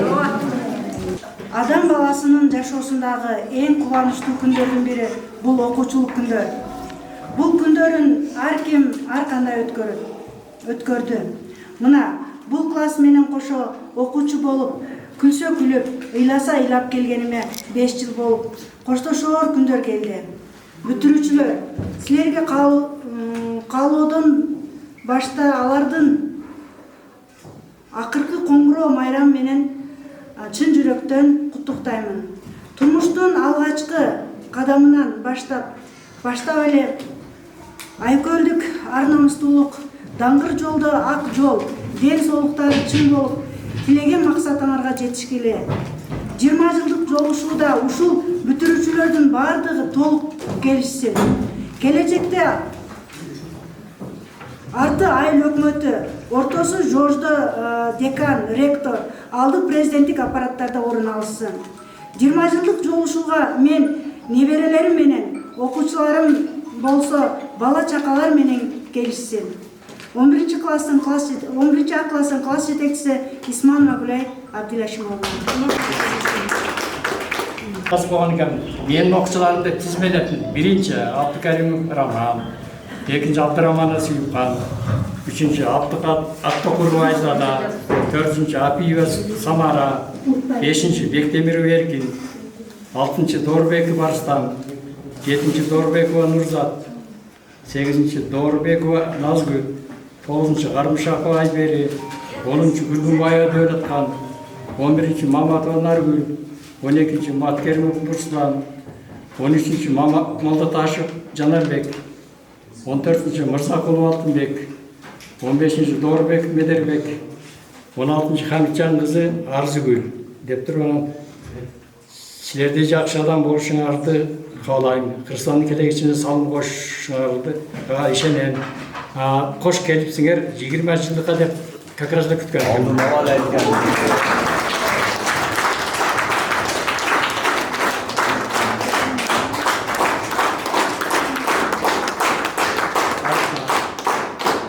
Hoş geldiniz 20 жылдыкка деп туруп 26 жыл 2006 жыл 27 майда 25 деп жазган экен десең.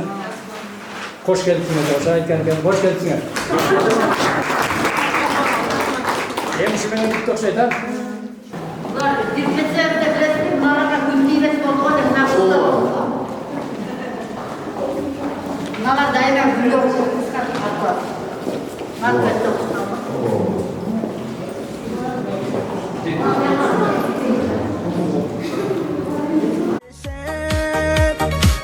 Bir gözde biz жүргөнче башкалар алган кезде 88'de bir özgün egizde 20 жыл ötüptü bilinbe mezgilde 88'de 88'de mutlulukta olduram kullanıp sezindir.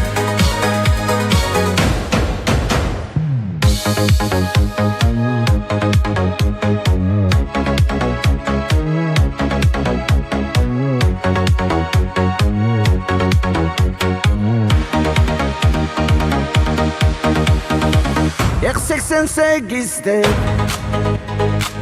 bir özgün egizde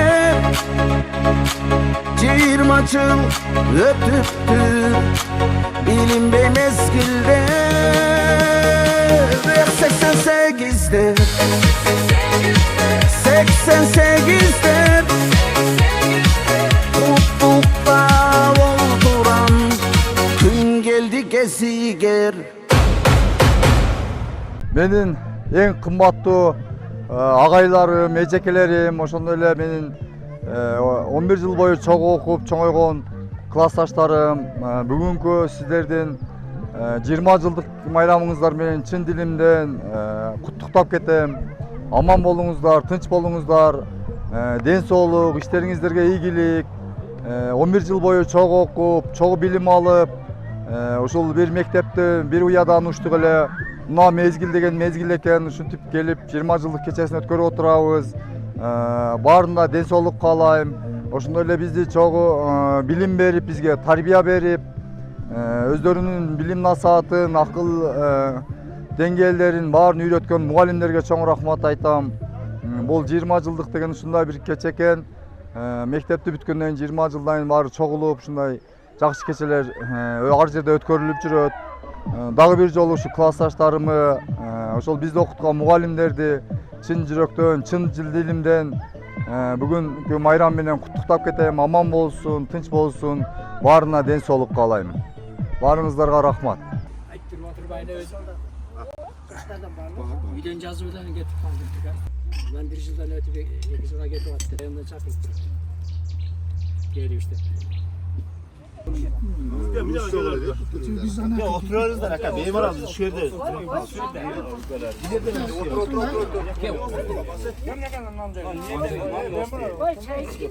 Ya oturup Onlardan yengisem de Андай санжиликтер бар ма? 40-45 geçeyim. Bunday жақсы çekiştiniz çupa-çupa. Sadılık bağlaçaktı biz bir bulsamak çaktı 88'de bir üstünlegizde 20 жыл ötüptü bilinbe mezgilde 88'de 88'de mutlulukta olduran kullanıp sezindir bağlanıp ayol deşik Bakalım çaro deşik Çarı çabay oyun kurup Bir nandı bölüp kesek Bir yeste bir üstür dönecek Başkalar aldan gezek 88'de Bir üstüne gizde Bir macı öpüptü Dilimde mezgilde 88'de 88'de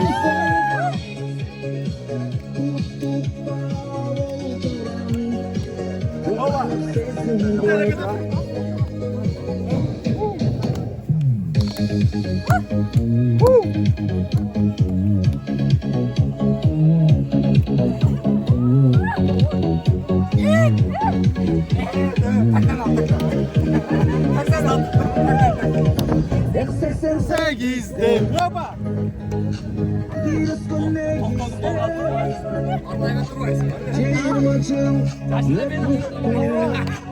Dilimde mezgilde 88'de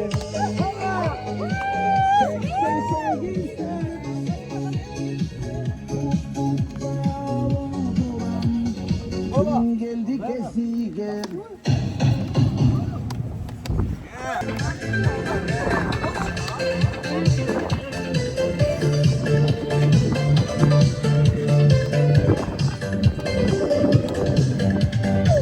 Bir mektepte bilim algan Balalıkты esке salgan Kaydasыңар klastaşlar Жүрөгүмдө орун алган 20 жылдык var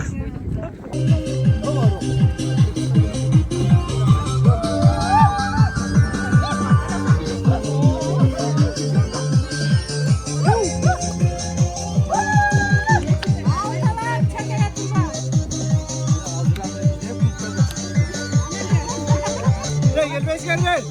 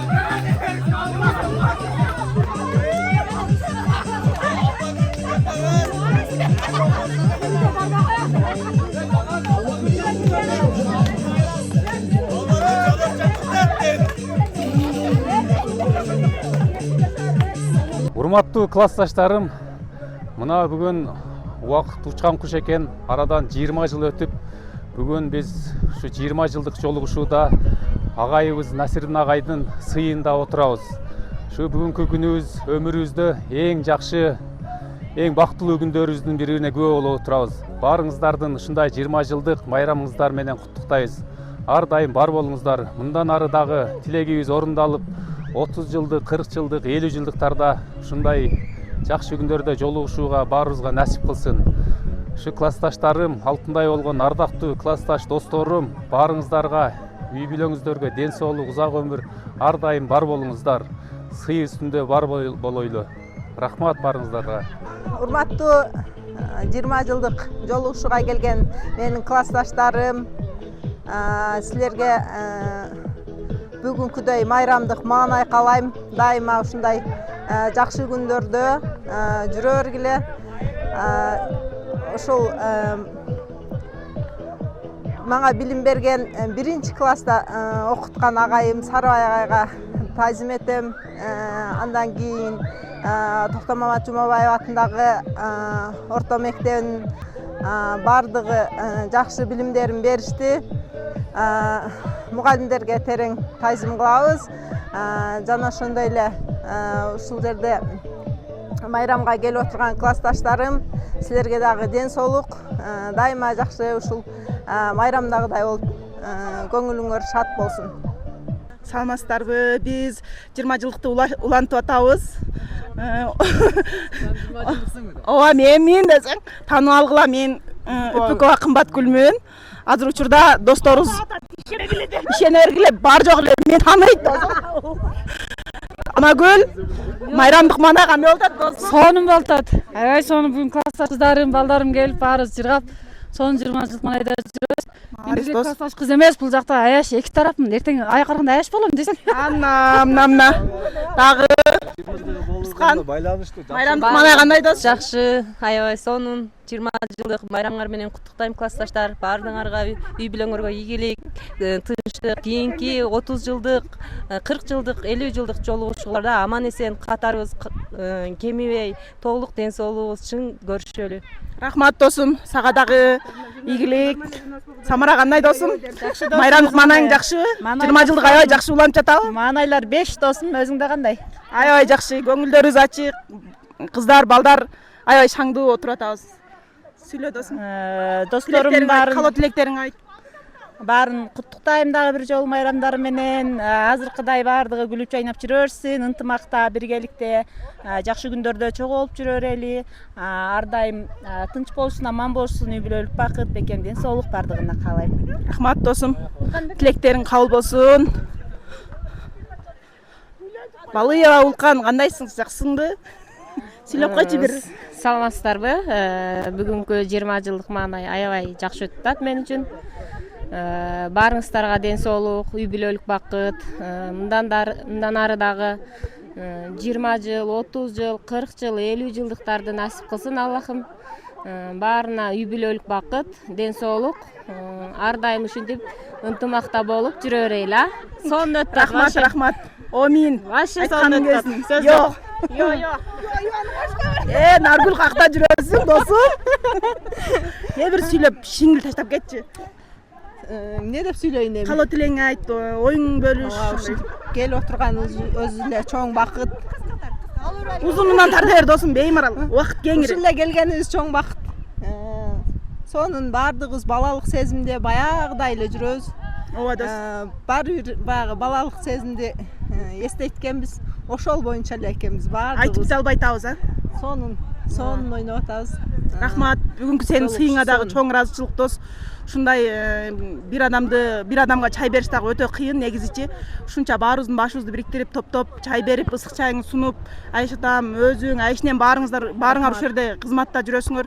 Чоң рахмат баарыңаргачы. Бала чакаң менен, Айшың менен бактылуу бол досум. Иштеген ишиң, иши кылса өзүмө эмнени кааласам ошонун бар жоон сага дагы каалайм досум. Рахмат. Чоң рахмат. Силерге дагы жакшы ийгиликтер болсун, жакшы күндөрдө жүрө бергиле. Рахмат айткан келсиң. Бул жакта азыр топ башталып калыптыр, эми токтотуп коелубу? Селкинчектегилер кандайсыңар? Селкинчек кандай болуп атат? Анан айтып койгулачы. Сонун болуп атат. Жакты. Уштур койгонго коркпой элеби? Жок. 20 жылдык. Мындайды көргөн эмес элеңер, а? Жок, биринчи жолу чыгып атам. 20 жылдан бери биринчи. Этияттап тепкиле, бул ушундай.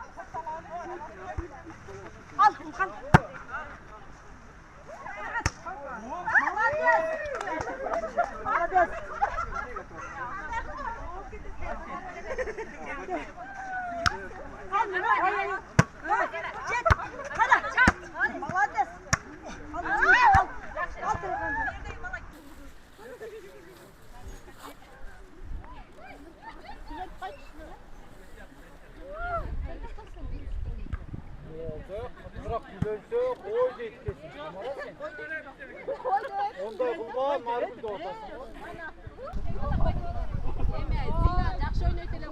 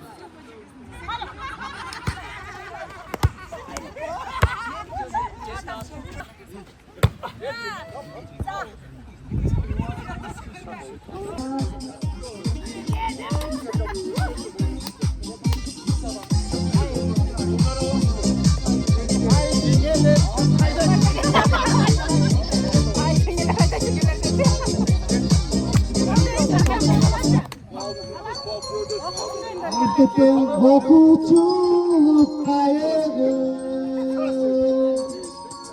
Elimde paparazım hayırlı Hakikaten korkuculuk kaygı Elimde paparazım hayırlı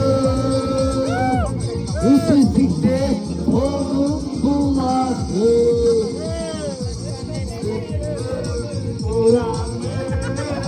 Bazı sesle gelsin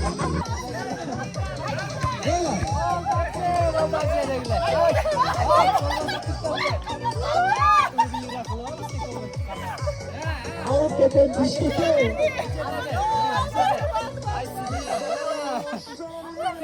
Bana göster, buyurun Birinci ataman okşaysa.